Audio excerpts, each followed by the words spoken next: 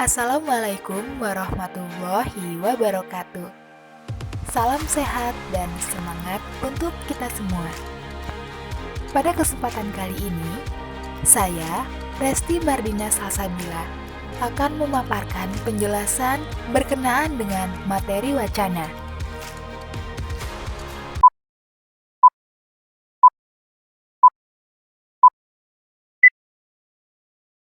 Apa itu wacana? Wacana adalah satuan bahasa terlengkap, tertinggi dan terbesar di atas kalimat atau klausa, dengan memiliki koherensi dan kohesi yang berkesinambungan. Wacana memiliki awalan dan akhiran, dan secara nyata disampaikan secara lisan maupun tulisan. Wacana memiliki ciri-ciri yang membedakannya dengan teks lainnya. Adapun ciri-ciri wacana antara lain: 1. Terdapat tema. Kedua, merupakan satuan terbesar, tertinggi atau terlengkap. 3. Berkesinambungan. Keempat, memiliki hubungan kohesi dan koherensi. Kelima, sesuai dengan konteks. Organisasi wacana. Wacana terdiri atas organisasi yang berisi komponen berupa fonem, morfem, kata, frasa, klausa, dan kalimat. Struktur wacana. Struktur wacana terdiri atas 3 bagian. Yang pertama adalah awal atau abstrak. Bagian awal atau abstrak merupakan bagian pembukaan yang berisi tentang sapaan atau pemaparan. Bagian kedua adalah bagian tengah atau orientasi. Bagian orientasi merupakan bagian pertukaran berupa bentuk pengantar yang menuju ke sebuah pernyataan. Ketiga, bagian akhir atau koda.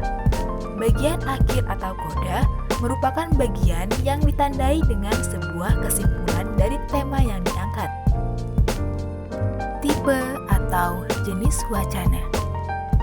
Wacana dapat dibedakan menjadi 3 jenis berdasarkan media komunikasinya, berdasarkan pelibatnya, dan berdasarkan cara pemaparannya.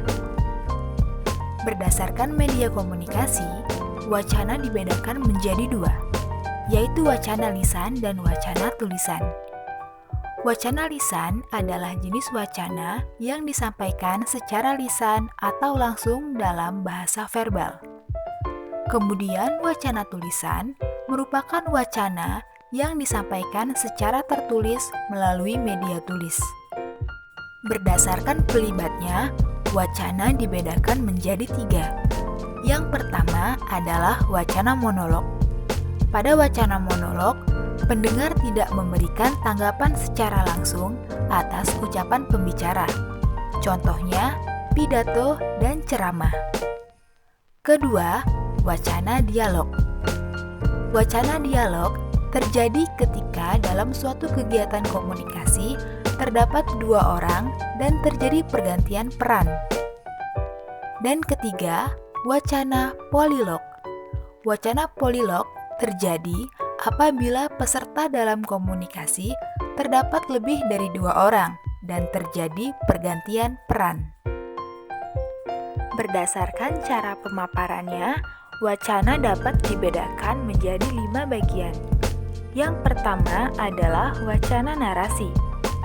Penyusunan wacana narasi erat kaitannya dengan rangkaian peristiwa. Wacana ini menyampaikan serangkaian kejadian menurut urutan terjadinya.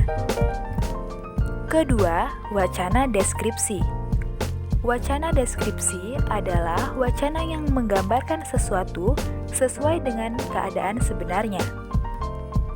Ketiga, wacana eksposisi. Wacana eksposisi adalah wacana yang berusaha menerangkan atau menjelaskan pokok pikiran yang dapat memperluas pengetahuan pembaca. Keempat, wacana argumentasi. Wacana argumentasi adalah wacana yang berusaha memberikan alasan untuk memperkuat atau menolak suatu pendapat, pendirian, atau gagasan. Kelima, wacana persuasi. Wacana persuasi adalah wacana yang disusun penulis dengan tujuan akhir agar pembaca bersedia melakukan sesuai dengan apa yang dikehendaki penulis dalam wacana tersebut.